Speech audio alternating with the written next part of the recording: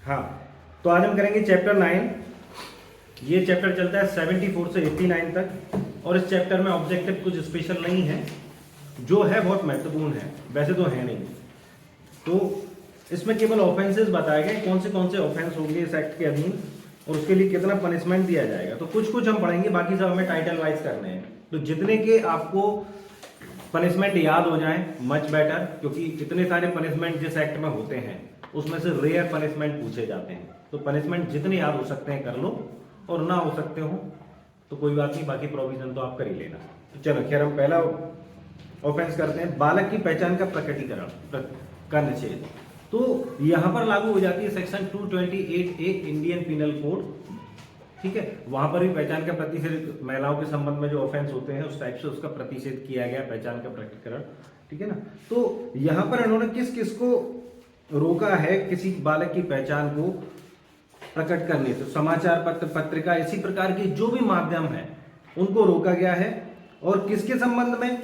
Last para की last 2 लाइनों में लिखा है, जिससे विधि का उल्लंघन करने वाले बालक या देखरेख और संरक्षण के लिए जरूरतमंद बालक या किसी बाल पीड़ित, किसी अपराध के साक्षी को, इसमें अपराध के साक्षी को भी लिया गया है। केवल हम विक्टिम की बात या बालक की बात या ऑफेंडर की बात नहीं कर रहे हैं, इसमें विटनेस को भी काउंट किया गया है। अगर इस प्रकार का कोई विटनेस है, क्योंकि आपने देखा होगा कई बड़े बड़े केसेस रहते हैं, जैसे बाबा का केस था, आसाराम बाबू था, उनके केस में पीड़ित कई साक्षियों का भी मर्डर हो चुका था, कम से कम 3 शायद मर्डर हुए थे उसमें, तो साक्षियों के मर्डर हो गया। तो ये कह रहे हैं कि इस तरह के केसेस में आप साक्षियों का भी पहचान प्रकटीकरण का प्रतिषेध करेंगे।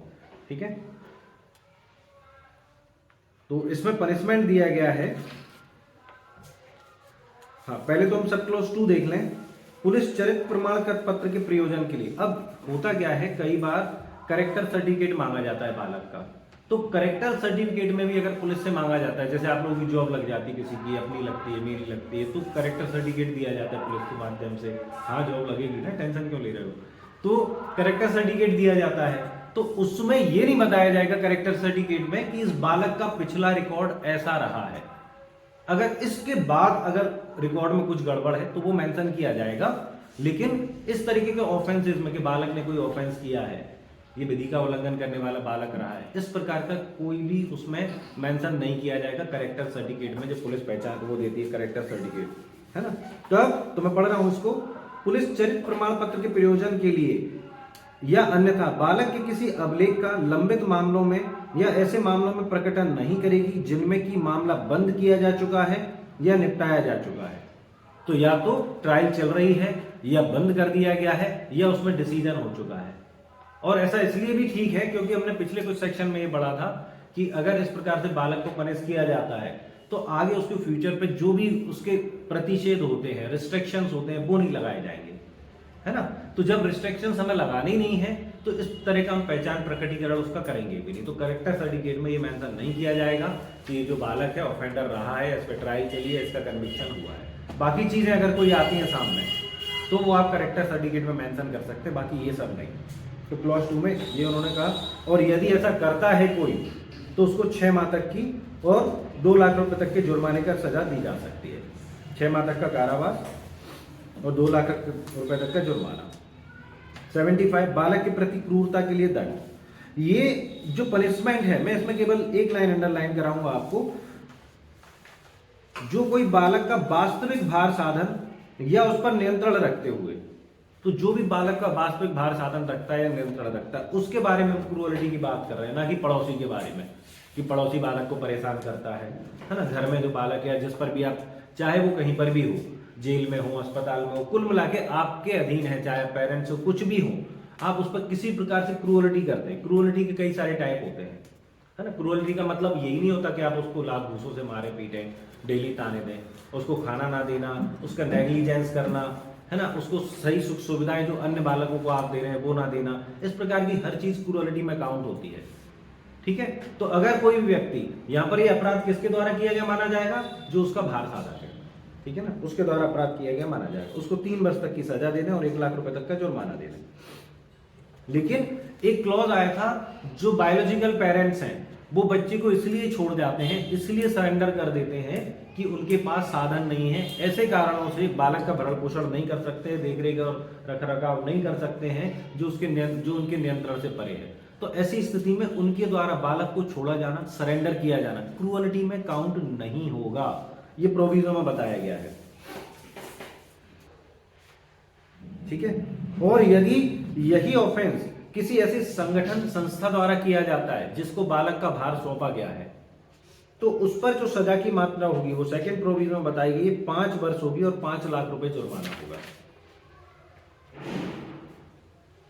ठीक है। नेक्स्ट आया 76, भीख मांगने के लिए बालक का नियोजन।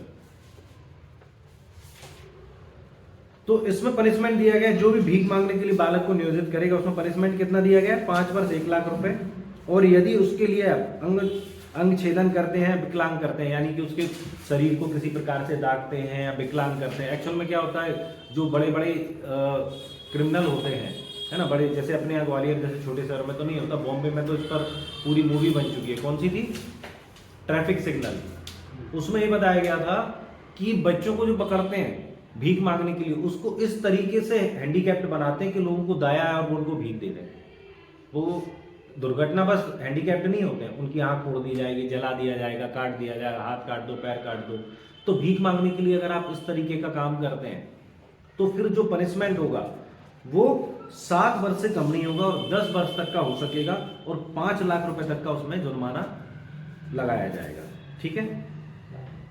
7 वर्ष से कम नहीं हो, प्रोविजन में दिया गया है 7 वर्ष से कम नहीं होगा, 10 वर्ष तक का हो सकेगा। अगर आप भीख मांगने के लिए अंग छेदन करते हैं, अंग विच्छेद करते हैं, विकलांग बनाते हैं किसी भी प्रकार से किसी को, तो उसमें पनिशमेंट ज्यादा होगी, ठीक है। और वैसे भी अगर अपन देखें भीख मांगने के लिए बालक का नियोजन, तो ये आईपीसी के कुछ सेक्शंस में कवर कर रहा है ना। आईपीसी जो सेक्शन, आप इसको 370 में ला सकते हैं, एक्सप्लॉयटेशन में, ह्यूमन ट्रैफिकिंग में, और उसमें भीख मांगने के लिए अलग से भी प्रोविजन है आईपीसी में ही, ठीक है। 77, बालक को मादक लिकर या स्वास्थ्यवर्धक औषधि पदार्थ दिए जाने के लिए शास्त्री, सेक्शन वाइज कर लें, टाइटल पढ़ें और इनका पनिशमेंट देख लें। 78 भी आप टाइटल पढ़ें और पनिशमेंट देख लें। 79, किशोर बालक कर्मचारी का शोषण। तो इस टाइटल से ही आपको समझ में आ रहा है कि आपके यहाँ कोई ऐसा बालक है जो किशोर है, अगर आप उसका एक्सप्लॉयटेशन करते हैं किसी भी प्रकार से, तो उसके लिए पनिशमेंट क्या होगा वो 79 में देख लें। 80, विहित प्रक्रियाओं का अनुसरण किए बिना दत्तक ग्रहण करने के लिए दांडिक उपाय। हमने एक सेक्शन देखा था जिसमें हमने ये देखा था कि अगर आप दत्तक ग्रहण के नियमों का उल्लंघन करेंगे, तो मैंने आपको मेंशन भी कराया था, उसमें सेक्शन 80 में उसका पनिशमेंट दिया गया 3 वर्ष 1 लाख रुपए। तो जब इतना सारा प्रोविजन दिया गया है, पूरा चैप्टर बनाया गया है उसके लिए कि भाई यहाँ पर एडॉप्टेशन से रिलेटेड प्रोविजन है, आप इस तरीके से किसी बच्चे को गोद देंगे, लेंगे, तो यदि कोई भी गोद देने वाला या लेने वाला अगर दत्तक ग्रहण के नियमों का उल्लंघन करके दत्तक देता है या लेता है, तो उसके लिए पनिशमेंट दिया जाएगा 3 वर्ष या 1 लाख रुपए। चले 81 टाइटल वाइज देख लें। फिर आता है शारीरिक दंड, ठीक है। शारीरिक दंड हमने एक डेफिनेशन देखी थी, उसमें कई बार जैसे हमने एक स्कूल का एग्जांपल दिया था, पेरेंट्स का एग्जांपल दिया था। स्कूल के टीचर है, बच्चे को थोड़ा बहुत पीट देता है, पेरेंट्स अपने बच्चे को पीट देते हैं, तो यदि अब उसकी लिमिट क्या है, ये तो पिटाई के बाद ही समझ में आई कि बच्चे को कितना कष्ट हुआ। और ऐसी सर्कमस्टेंसेज में इतनी छोटी सी बात के टीचर को बच्चे की इतनी पिटाई लगानी चाहिए थी, नहीं लगानी चाहिए, वो सर मैटर ऑफ फैक्ट है, सर्कमस्टेंसेज पर डिपेंड करता है। लेकिन यदि इस तरीके से बात आती है कि आपने बच्चे को शारीरिक दंड दिया सुधारात्मक या किसी भी कारण से जो जेनाइन नहीं है, तो उसके लिए पनिशमेंट बताया गया 82 में, इसलिए कम दिया गया है इसमें पनिशमेंट, है ना। प्रथम दोषसिद्धि पर 10,000 रुपए का जुर्माना, ये कर लेना, अच्छा पनिशमेंट है क्योंकि इसमें केवल फाइन है 10,000 रुपए के जुर्माने से। और प्रत्येक पश्चातवर्ती अपराध के लिए कारावास जिसकी 3 मास तक की होगी और जुर्माने से। तो पहले में कितना दिया जाएगा, केवल 10,000 रुपए जुर्माना, और सेकेंड टाइम में 3 मास तक का कारावास या जुर्माना। 83 टाइटल वाइज कर ले। 84, 85, 84 में बालक का व्यापरण अपराध आ जाएगा। 85 में निःशक्त बालकों पर किए गए अपराध आ जाएंगे, ठीक है, ये छोड़ दें। अब हम आ जाते हैं 86 पर। 86 कहती है अपराधों का वर्गीकरण और अभिहित न्यायालय, डेजिग्नेटेड कोर्ट। अपराधों का वर्गीकरण और डेजिग्नेटेड कोड। अब अपराधों का वर्गीकरण, यहां पर जो अपराधों का वर्गीकरण किया जा रहा है वो किस आधार पर किया जा रहा है? इन्होंने कहा कौन से ऑफेंस बेलेबल होंगे, कौन से नॉन बेलेबल होंगे, है ना, कौन से कॉग्निजेबल होंगे और कौन से नॉन कॉग्निजेबल होंगे। तो चलो मैं आप लोगों से एक सवाल पूछता हूं, कौन से ऑफेंस, अगर मैं आपसे पूछता हूं यदि किसी एक्ट में कहीं पर भी मेंशन नहीं किया गया है कि कोई ऑफेंस कॉग्निजेबल होगा या नहीं होगा, या ये कहें कि बेलेबल होगा या नॉन बेलेबल होगा, ठीक है, तो आप कैसे, कहां से अनुमान लगाएंगे कि वो बेलेबल है या नॉन बेलेबल है? आईपीसी में तो सभी में बताया, सारे ऑफेंसेस में बताया गया, इंडियन पिनल कोड में शेड्यूल में, कि भाई कौन सा ऑफेंस बेलेबल होगा और कौन सा नॉन बेलेबल होगा। बाकी आप बताएं टर्म ऑफ पनिशमेंट कैसे बताएंगे? तो ये प्रोविजन लिखा कहाँ है? सीआरपीसी में कहाँ लिखा है? क्या मतलब ऐसे? अगर किसी एक्ट में कहीं पर ये मेंशन नहीं है कि कौन सा ऑफेंस बेलेबल होगा और कौन सा नहीं, वैसे तो ऑलमोस्ट लिखा रहता है कि ये बेलेबल है, ये नॉन बेलेबल है, अगर ऐसा मेंशन नहीं है तो आप कैसे अनुमान लगाएंगे कि वो बेलेबल है या नॉन बेलेबल है? पनिशमेंट की ड्यूरेशन। प्रोविजन कहाँ है भाई? इसका प्रोविजन आता है सीआरपीसी के शेड्यूल 1 के पार्ट 2 में, सीआरपीसी के पैरा 1 के पार्ट 2 में, है ना। अभी तक अपन ने सीआरपीसी का शेड्यूल 1 ही पढ़ा हुआ है, इसमें पार्ट 1 और 2 में तो अपन ने करने की कभी कोशिश ही नहीं की, कोशिश करना। उसमें लिखा हुआ है, ये समझ लें, कोई भी एक्ट जिसमें, जैसे आईपीसी में तो प्रोविजन दिए हैं कि भाई कौन सा ऑफेंस बेलेबल, सिंगल ऑफेंस नहीं है जिसके बारे में नहीं बताया है कि वो बेलेबल है या नहीं है, सब में बताया गया ये बेलेबल है, ये नॉन बेलेबल है, ठीक है ना। तो सीआरपीसी का जो शेड्यूल है फर्स्ट, उसमें 2 भाग हैं, ध्यान रखना, 2 पार्ट है। ये जो कुछ भी बताया गया है, जो कुछ भी आपने पढ़ा है, वो आपने केवल पार्ट 1 पढ़ा हुआ है, पार्ट 2 तो आपने पढ़ा ही नहीं है। पार्ट 2 में साफ तौर पर लिखा है यदि किसी एक्ट में, बेसिकली पार्ट 2 दूसरे एक्टों के लिए है, जैसे ये जुवेनाइल है या कोई भी एक्ट हो, है ना, उसमें लिखा हुआ है यदि वहां मेंशन नहीं किया गया, अगर वहां पर मेंशन किया गया कि ऑफेंस बेलेबल है या नॉन बेलेबल तो वही माना जाएगा, लेकिन यदि मेंशन नहीं किया गया है तो मैं बता देता हूं आपको कौन सा ऑफेंस बेलेबल माना जाएगा, कौन सा नहीं। मैं क्या बता दूं, वही लिखा हुआ है, अगर मृत्युदंड, आजीवन कारावास से दंडनीय अपराध है या 7 वर्ष से अधिक की अवधि से दंडनीय अपराध है तो वो कॉग्निजेबल और नॉन बेलेबल होगा, ठीक है ना। और यदि ऑफेंस 3 वर्ष से अधिक के कारावास से, 3 वर्ष तक या उससे अधिक के कारावास से, किंतु 7 वर्ष से अनधिक के कारावास से दंडनीय है तो भी वो कॉग्निजेबल और नॉन बेलेबल होगा। लेकिन ऑफेंस यदि 3 वर्ष से कम, यहां पे मैं 3 वर्ष को कंप्लीट नहीं कर रहा हूं, 3 वर्ष से कम का है, 3 वर्ष का नहीं है, ठीक है, तब वो नॉन कॉग्निजेबल और बेलेबल होगा, ठीक है ना। इतनी बात समझ में आ गई? तो यही यहां पर लिखा हुआ है, केवल मृत्युदंड और आजीवन कारावास इसमें से हटा दिया गया है। ऐसा क्यों? क्योंकि इसमें मृत्युदंड दिया ही नहीं जाता, ना आजीवन कारावास दिया जाता है। तो अगर आप इसमें देखें तो आप सीधे सीधे लिख सकते हैं सीआरपीसी का शेड्यूल 1 पार्ट 2, है ना, किसको, मृत्युदंड और आजीवन कारावास को हटाकर, क्योंकि ये पनिशमेंट जुवेनाइल जस्टिस एक्ट में दिए नहीं जाते, केवल इसलिए हटा दिए गए। बाकी ये सेम टू सेम प्रोविजन जो यहां लिखा हुआ है वो वहां लिखा हुआ है। तो इसको पढ़ रहे हैं हम जल्दी से। इस अधिनियम के अधीन कोई अपराध 7 वर्ष से अधिक की अवधि के कारावास से दंडनीय है, वहां ऐसा अपराध संज्ञेय और अजमानती होगा। जहां इस अधिनियम के अधीन कोई ऐसा अपराध कारावास से दंडनीय जिसकी अवधि 3 वर्ष और उससे अधिक के कारावास से किंतु 7 वर्ष से कम से दंडनीय, वहां ऐसा अपराध संज्ञेय और अजमानती होगा। जहां इस अधिनियम के अधीन कोई अपराध 3 वर्ष से कम के कारावास या केवल जुर्माने से दंडनीय है, वहां ऐसा अपराध असंज्ञेय और जमानती होगा। इस बात का मैं विशेष ध्यान रखना है, यह कॉमन सेंस में मत ले लेना कि 3 वर्ष का मतलब कंप्लीट 3 वर्ष। यहां 3 वर्ष अगर हो गए हैं तो फिर वो सेकंड क्लॉज में आएगा, यानी कि वो कॉग्निजेबल और नॉन बेलेबल ऑफेंस में काउंट होगा। क्लॉज 3 में आने के लिए आपको देखना पड़ेगा कि वो कैसा होगा, 3 वर्ष से कम का अपराध। इस बात का विशेष तौर पर ध्यान रखना, ठीक है। तो सेक्शन 86 इसलिए बड़ा महत्वपूर्ण हो जाता है। चले, और ये कहते हैं क्लॉज 4, सीआरपीसी या बाल अधिकार संरक्षण आयोग अधिनियम 2005 अथवा लैंगिक अपराधों से बालकों का संरक्षण अधिनियम 2012 में किसी बात के होते हुए इस अधिनियम के अधीन अपराध बालक न्यायालय द्वारा विचारणीय होंगे। तो कुल मिलाकर वहां पर कुछ भी लिखा हो, चाहे वो ऑफेंस पॉक्सो में किए गए हों, चाहे बाल अधिकार संरक्षण आयोग अधिनियम 2005 के तहत किए गए, अगर एज डिटर्मिनेशन वाली बात आ जाती है, एज बिलो 18 ईयर्स का है, तो उसकी ट्रायल कहाँ होगी? पॉक्सो में, इसमें सॉरी जुवेनाइल जस्टिस एक्ट में। अब आता है अबेटमेंट, सेक्शन वाइज कर लेना। अबेटमेंट के लिए कोई सा भी एक्ट हो, हमेशा उसमें उतना ही पनिशमेंट दिया जाता है जितना उस अपराध के लिए दिया जाता है। वैकल्पिक दंड, पॉक्सो एक्ट में वैकल्पिक दंड हमें कहां दिए गए थे? सेक्शन 42 में, ठीक है ना। वहां पर भी यही स्थिति थी, अगर पॉक्सो एक्ट में और किसी अदर एक्ट में एक ही जैसे ऑफेंस में सजाएं अलग अलग हैं, तो सजा वो दी जाएगी जो बृहत्तर है, बड़ी है, उच्चतर श्रेणी की है। सेम टू सेम यही प्रोविजन यहां पर है कि मात्रा में अधिक सजा दी जाएगी। अगर किसी और एक्ट में जो मात्रा में अधिक है, ठीक है। 89 ये कहते हैं इस अध्याय के अधीन बालक द्वारा किया गया अपराध, कोई बालक जो इस अध्याय के अधीन अपराध करता है, इस अधिनियम के अधीन विधि का उल्लंघन करने वाला बालक समझा जाएगा। तो वो अपराधी नहीं है, ना वो अभियुक्त है, वो विधि का उल्लंघन करने वाला बालक है, ठीक है। चलिए अब आता है मिसलेनियस।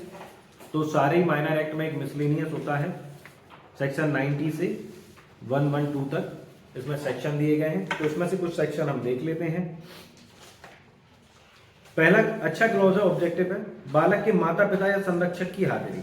तो जब बोर्ड या कमेटी के अधीन के समक्ष यदि कोई कार्रवाई चल रही है, बोर्ड या कमेटी के समक्ष यदि कोई कार्रवाई चल रही है, तो बोर्ड या कमेटी ये सुनिश्चित करेगी कि जो बालक है उसके माता पिता है, संरक्षक है, उनसे अपेक्षा करेगी कि आप उस वक्त बोर्ड या कमेटी के समक्ष उपस्थित रहें। जब भी कार्रवाई चल रही है तो इनकी उपस्थिति सुनिश्चित की जाएगी। 91 बालक को हाजिरी से अभिमुक्ति प्रदान करना। तो बोर्ड या कमेटी हाजिरी से अभिमुक्ति प्रदान कर सकती है, ठीक है ना। 92 किसी अनुमोदित स्थान पर दीर्घकालीन चिकित्सा उपचार वाले रोग से पीड़ित बालक का स्थान। तो यदि किसी बालक को ऐसा लगता है, बोर्ड या कमेटी को ड्यूरिंग ट्रायल ये लगता है, इंक्वायरी ट्रायल ये लगता है कि भाई इसको दीर्घकालीन उपचार दिया जाना चाहिए, तो उसका ट्रांसफर उस जगह कर देगी जहां पर मान्यता प्राप्त चिकित्सीय संस्थान है, जहां पर उसका इलाज किया जा सकता है। टाइटल वाइज करना महत्वपूर्ण नहीं है। 93 बालक का स्थानांतरण जो मानसिक रूप से बीमार है या अल्कोहल या अन्य औषधि का आदि है। तो टाइटल वाइज कर लेना। इसमें लास्ट लाइन में लिखा है पहले पैरा की मनोचिकित्सक अस्पताल मनोचिकित्सा परिचर्या गृह ले जाए जाने का आदेश कर सकेगा। तो यदि इस प्रकार का बालक है तो इसको यहाँ ले जाए जाने का आदेश कर सकेगा कौन? कमेटी या बोर्ड। फिर आता है 94, ये बहुत महत्वपूर्ण है। 94 एज डिटर्मिनेशन कैसे किया जाएगा, ठीक है। तो एज डिटर्मिनेशन के लिए उन्होंने बोला है जहां बोर्ड या समिति को इस अधिनियम के उपबंधों के अधीन साक्ष्य देने के प्रयोजन से भिन्न उसके समक्ष लाए गए किसी व्यक्ति उपसंजाति के आधार पर स्पष्ट होता है कि वह व्यक्ति बालक है, तो समिति या बोर्ड यथासंभव सन्निकट आयु का कथन करते हुए संप्रेषण अभिलिखित करेगा और आयु पुष्टि की प्रतीक्षा किए बिना धारा 14 और 36 के अधीन जांच करेगा।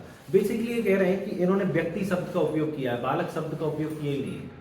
जब किसी कमेटी या बोर्ड के सामने किसी व्यक्ति को लाया जाता है, ठीक है ना, और वो व्यक्ति साक्ष्य देने के प्रयोजन से ना आकर अन्य प्रयोजन के लिए आता है, तो अगर अन्य प्रयोजन के लिए कोई व्यक्ति जिसके बारे में हम ऑलमोस्ट बात कर रहे हैं वो बालक है, तो वो या तो विधि का उल्लंघन करने वाला बालक होगा, या देख रेख या संरक्षण के लिए जरूरतमंद बालक होगा, या उसके साथ ऑफेंस किया होगा। तो इन तीनों ही चीजों में अब इसमें अब बात आती है साक्ष्य देने वाले, साक्ष्य देने के लिए यदि कोई आता है, तो अगर हम सीआरपीसी में चले जाएं तो वहां पर क्या लिखा हुआ है? साक्ष्य देने की क्या उम्र है? सेक्शन 118 ठीक है। तो वहां पर लिखा हुआ है साक्ष्य देने के लिए कोई एज निर्धारण नहीं है। किसी भी व्यक्ति का बालक साक्ष्य दे सकता, किसी भी आयु का बालक साक्ष्य दे सकता है। पर्याप्त केवल इतना है कि वो उससे किए गए प्रश्नों और उनके उत्तर को समझने के लिए समर्थ हो। तो उसमें एज डिटर्मिनेशन की बात नहीं है। तो जब साक्ष्य देने के लिए कोई बालक आता है तो हम एज के पॉइंट पर कोई डिटर्मिनेशन नहीं करेंगे। बाकी प्रयोजनों के लिए यदि कोई व्यक्ति आता है तो कोर्ट या समिति क्या करेगी, बोर्ड या समिति क्या करेगी, इस बात का जो नियमित जो भी उसको लगता है अनुमानित आयु निर्धारित करेगी, अभिलिखित करेगी कि भाई इसकी अनुमानित आयु क्या है, वो लिखते हुए ट्रायल स्टार्ट कर देगी। ठीक है ना। ट्रायल बेसिकली इंक्वायरी सेक्शन 14 और 36 की। सेक्शन 14 में कौन सी इंक्वायरी बताई गई है, विधि का उल्लंघन करने बालक के संबंध में इंक्वायरी, और सेक्शन 36 में कौन सी इंक्वायरी बताई गई है, देखरेख और संरक्षण के लिए जरूरतमंद बालक। ये चेक करेंगे वो सेक्शन 36 में कि वो देखरेख और जरूरतमंद संरक्षण के लिए जरूरतमंद है या नहीं, जिसका डिटर्मिनेशन वो सेक्शन 38 में कर देते हैं। उसको देखरेख और संरक्षण के लिए स्वतंत्र घोषित कर देते हैं। 38 में कर रहे थे ना, लेकिन वो इंक्वायरी कहां से स्टार्ट होती है, सेक्शन 36 से। क्लियर। तो यहां पर क्या करेंगे, वो निकटतम आयु का अवधारण करेंगे और अपनी जो प्रोसीडिंग है, इंक्वायरी है, वो चालू कर देंगे। वो एज के लिए कि एज डिटर्मिनेट कर ली जाए उसके लिए रुकेंगे नहीं। ठीक है, अनुमानित आयु निर्धारित करेंगे, लेकिन ऐसा नहीं है कि एज डिसाइड नहीं की जाएगी। एज के पॉइंट पर फिर भी देखा जाएगा। इंक्वायरी स्टार्ट कर दी है, एज के पॉइंट पर हम फिर भी रुकेंगे। तो एज डिटर्मिनेशन के सब क्लोज 2 में क्या कहा गया है कि एज डिटर्मिनेशन किन किन आधार पर होगा। तो सबसे पहला जो एज डिटर्मिनेशन का है, जैसे कि मैंने आपको पहले उसमें बताया था कि जब भी आर्य समाज वगैरह से लड़के लड़कियां भाग के शादी करते हैं तो उनके यहाँ केवल एक महत्वपूर्ण सर्टिफिकेट लगता है, 10th की मार्कशीट, मैट्रिकुलेशन। ठीक है, उसकी मार्कशीट। तो स्कूल की जो मार्कशीट है, सर्टिफिकेट है स्कूल का, वो एज डिटर्मिनेशन में मेन मानी जाती है। तो सबसे पहला डॉक्यूमेंट वो वही है। तो पहले भी ये लिख रहे हैं, विद्यालय से प्राप्त जन्म तारीख प्रमाण पत्र। आप जानते ही हैं कि आपकी जो 10th की मार्कशीट है वो जन्म तारीख प्रमाण पत्र के रूप में यूज की जाती है। उसमें जो डेट आपकी डेट ऑफ बर्थ लिखी हुई है वो आपकी सही डेट ऑफ बर्थ मानी जाती है। यह संबंधित परीक्षा बोर्ड के मैट्रिकुलेशन या समतुल्य प्रमाण पत्र यदि उपलब्ध हो, और उसके अभाव में अगर वो नहीं है तो क्या करेंगे, निगम या नगर पालिका प्राधिकारी या पंचायत द्वारा दिया गया जन्म प्रमाण पत्र। एक्चुअल में ये एक्ट है 2015 का, तो तब से ये चीज बड़ी महत्वपूर्ण हो गई है।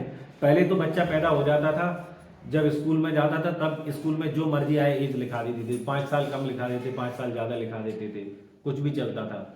आज की स्थिति ये है, जैसे ही बच्चा पैदा होता है तो आपके बगल पास का जो नगर पालिका, जिस क्षेत्र में, जिस हॉस्पिटल में बच्चा पैदा हुआ है, वहां पर जो भी नगर पालिका होगी, नगर निगम होगा, विद इन 15 डेज आपको वहां पर उसको नोटिस देना होगा और वो एज सर्टिफिकेट देगा आपको, डेट ऑफ बर्थ सर्टिफिकेट वो देगा। अगर नहीं है तो फिर आपके लिए लंबी प्रोसेस यूज करनी पड़ेगी। आफ्टर 15 डेज अलग अलग टाइप के एफिडेविट वगैरह देकर आपको बताना पड़ेगा कि आप 15 दिन में क्यों नहीं आ पाए।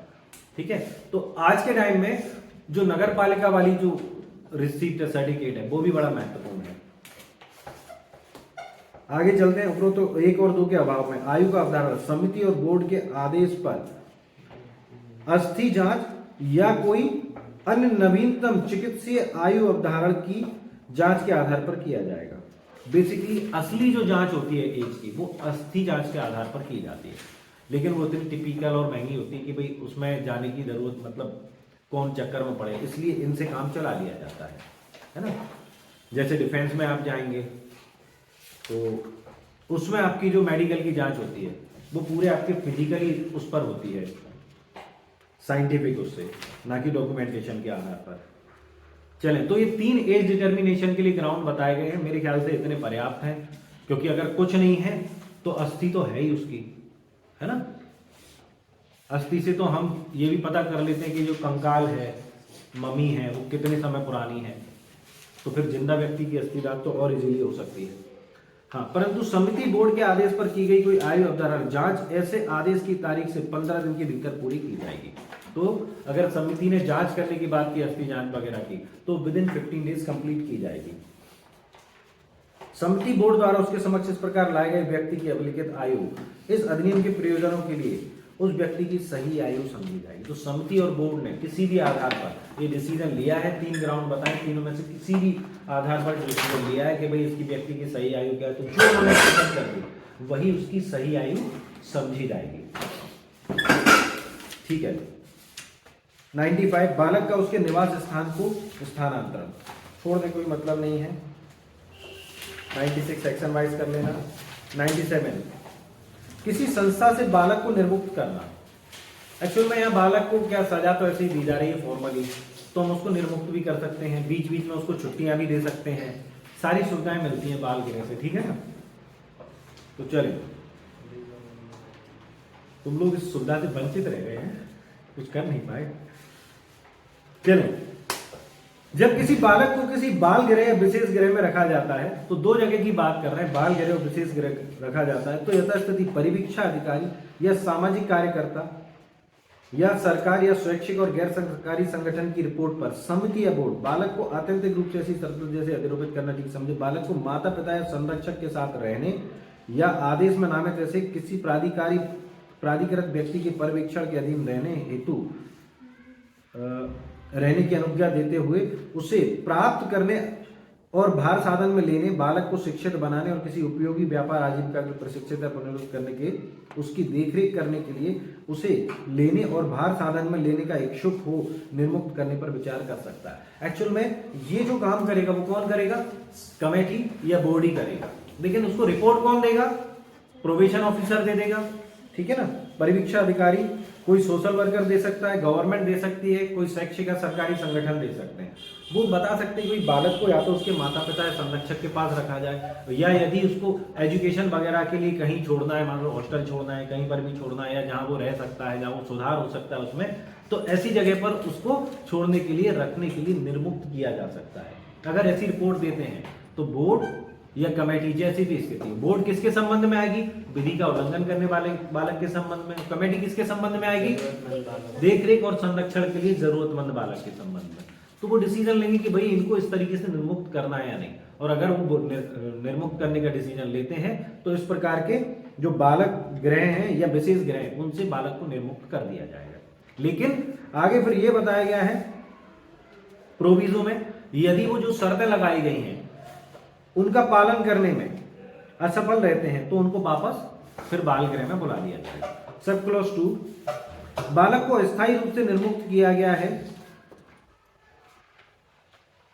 तो अब कई भी कई बालक को अस्थायी तौर पर निर्मुक्त कर देते हैं। जैसे हम आजकल नॉर्मल ऑफेंस में बोलते हैं पैरोल पर छोड़ देते हैं, कुछ समय के लिए छोड़ दिया, तो यहाँ पर अस्थायी तौर पर अगर बालक को निर्मुक्त कर दिया गया है और उसको मान लो 15 दिन का या 10 दिन का टाइम दिया गया और वो टाइम पर नहीं पहुंचता है वहां पर बाल गृह वगैरह जहां पर भी है ना, तो फिर उसका जो आदेश है वो समाप्त कर दिया जाएगा और वो बाल गृह में रखे जाने के लिए दायी होगा। तो आपको टाइम पर वापस पहुंचना पड़ेगा। प्रोविजो अच्छा है सब क्लॉज 2 का, परंतु विधि का उल्लंघन करने वाले उपकार 1 में यथावर्णित बोर्ड अभिकथित शर्तों को पूरा करने में असफल उस समय को जिसके लिए संस्था में रखे जाने का अभी भी दायी है। बोर्ड द्वारा ऐसी असफलता के कारण समाप्त हुए समय के बराबर समय तक विस्तारित किया जाएगा, यानी कि जितना समय समाप्त हो चुका है बाहर रहने के कारण उतना समय, मान लो 10 दिन के लिए वो गायब हुआ था, वैसे प्रोविजन यहाँ पर जब आगे पढ़ेंगे तो प्रोविजन ये है कि अगर किसी बालक को इस प्रकार से छुट्टी दे दी जाती है ना, रिलैक्सेशन दिया जाता है, आप इतने दिन के लिए बाहर रह गए, तो वो उसकी सजा में काउंट होगा। ये हमें सेक्शन 98 में बताया जाएगा। लेकिन यदि आपको कुछ दिन के लिए छोड़ा गया और आप सही समय पर वापस आने में असफल रहे, तो जितने समय के लिए छोड़ा गया था उतने की समय की सजा भी आपको भोगनी पड़ेगी।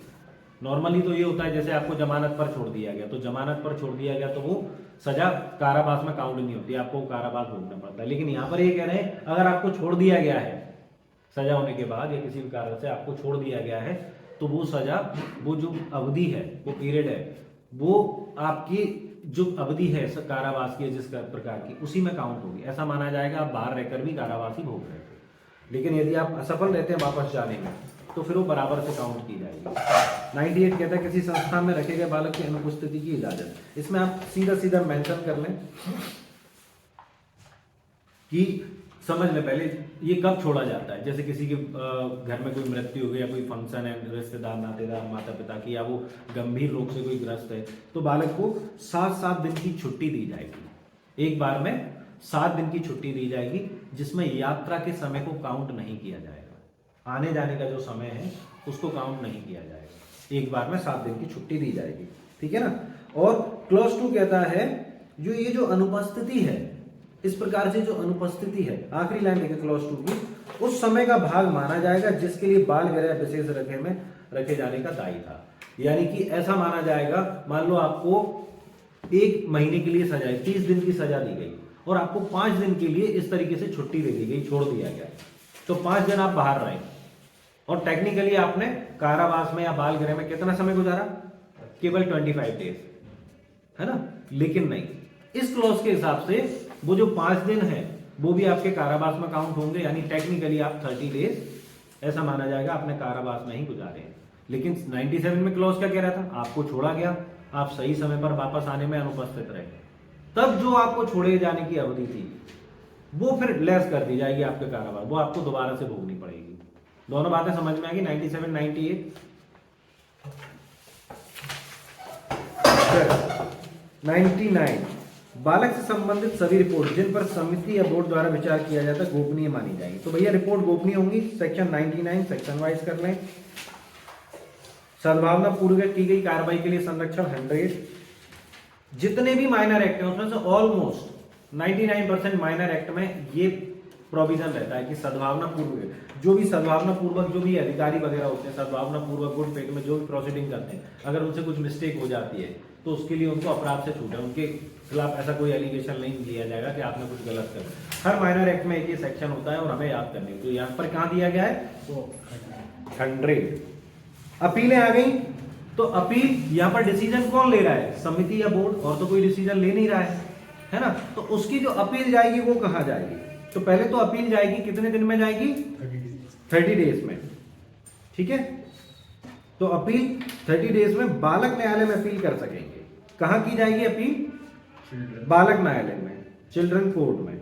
लेकिन यहां पर ये जो एक लाइन है उसको ब्रैकेट में कर लेना, 30 दिन के भीतर पोषण के पहले आप ब्रैकेट लगाएं, पोषण देखरेख प्रवर्तकता पश्च देखरेख संबंधी समिति के ऐसे विनिश्चय के सिवाय जिनके संबंध में अपील जिला मजिस्ट्रेट को होती है।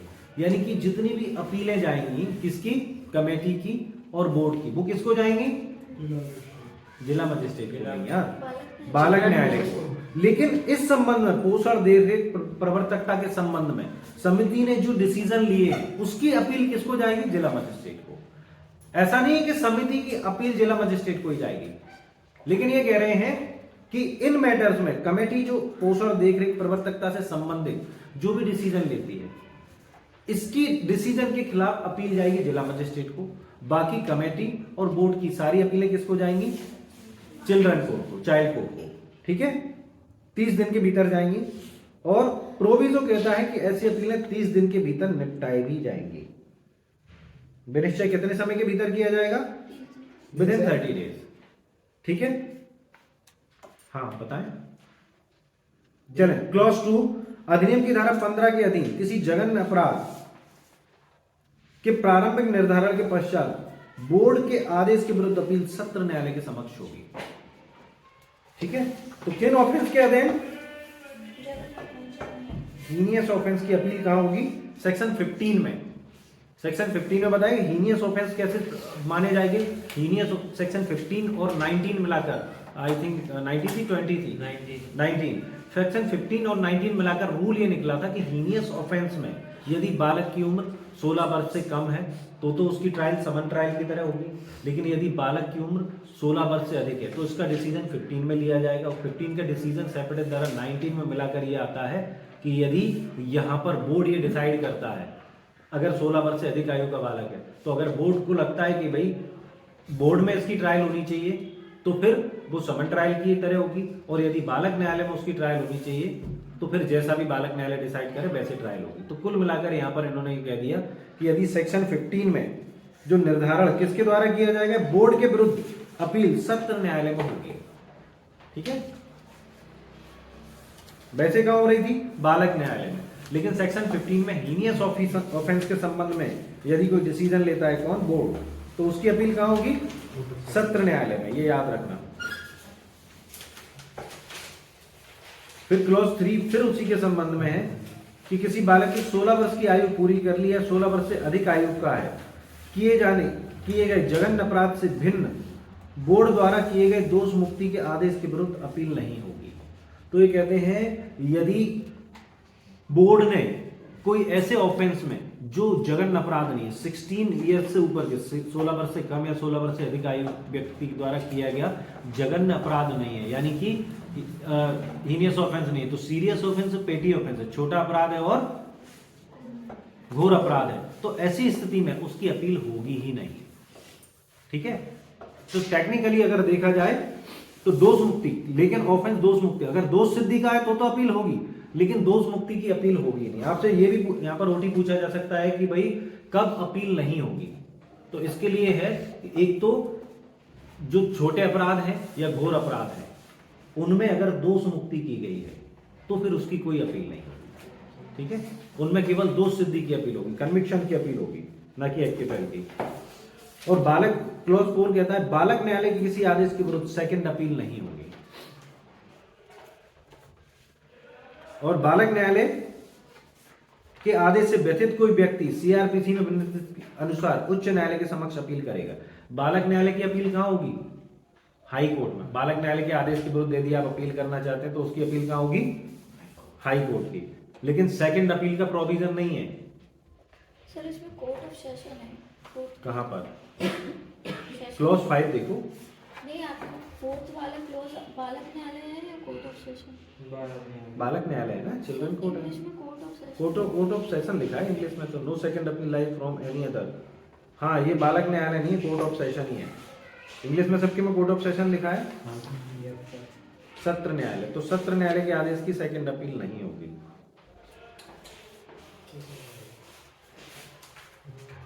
ये भी ठीक है।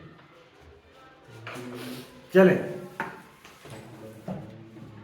क्लॉज 6, कोई व्यक्ति जो जिला मजिस्ट्रेट द्वारा दत्तक ग्रहण के लिए किसी आदेश से व्यथित है 30 दिन के जिला मजिस्ट्रेट द्वारा इसके विरुद्ध 30 दिन के भीतर प्रभागीय आयोग के समक्ष अपील कर सकेगा। तो डिवीजन का जो कमिश्नर होता है, संभाग का आयोग है ना, संभाग का सबसे बड़ा अधिकारी कौन होता है? आयुक्त, कमिश्नर, संभागीय आयुक्त। तो उसके समक्ष अपील की जाएगी। जिला मजिस्ट्रेट दत्तक ग्रहण के लिए आदेश से व्यथित है, जिला मजिस्ट्रेट ने दत्तक ग्रहण के संबंध में जो भी आदेश किया है तो उसकी अपील कहाँ होगी? विद इन 30 डेज संभागीय आयुक्त को। और ऐसे ही अपील का निपटारा वो कब तक कर देगा? 4 सप्ताह में निपटारा किया जाएगा। ठीक है। और यदि संभागीय आयुक्त नहीं है तो वहां राज्य सरकार या संघ राज्य क्षेत्र अधिसूचना द्वारा क्या करेंगे? अपील के विनिश्चय के लिए प्रभागीय आयुक्त की पंक्ति से समतुल्य अधिकारी के सशक्त कर सकते हैं।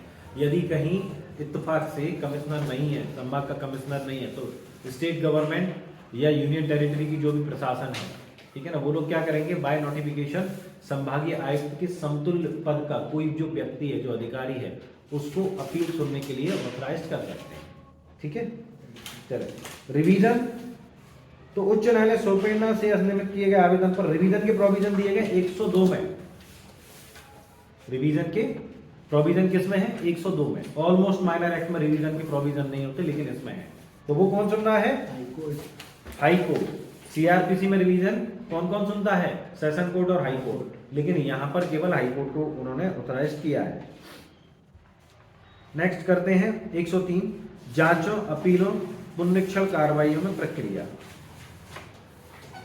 तो इसमें लास्ट में लिखा है सीआरपीसी समन मामलों के विचारण के लिए अभिकथित प्रक्रिया का उपयोग किया जाएगा। तो यहां पर नॉर्मल जो प्रोसीडिंग फॉलो की जाएगी किसी भी मैटर में, वो कौन सी की जाएगी? समन ट्रायल।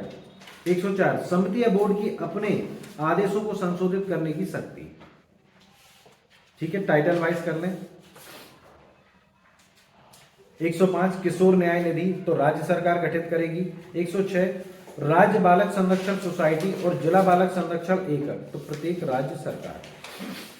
ठीक है, कुछ नहीं करना है। 107, बाल कल्याण पुलिस अधिकारी और विशेष किशोर पुलिस एकक, जो हम सुन रहे थे बाल कल्याण पुलिस अधिकारी स्टार्टिंग से और विशेष किशोर पुलिस एकक, तो इसमें क्या कहते हैं? प्रत्येक पुलिस स्टेशन में सहायक उप निरीक्षक से अन्य पंक्ति से कम के एक अधिकारी को जिसके पास उपयुक्त प्रशिक्षण है बाल कल्याण पुलिस अधिकारी के रूप में अभिहित किया जा सकेगा।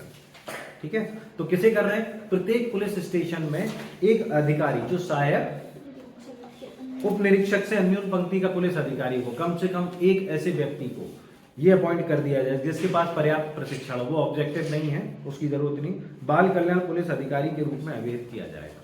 तो किसे बनाया जाएगा? एएसआई कम से कम एक होगा और प्रत्येक पुलिस स्टेशन में होगा। ठीक है, फिर आगे चलते हैं।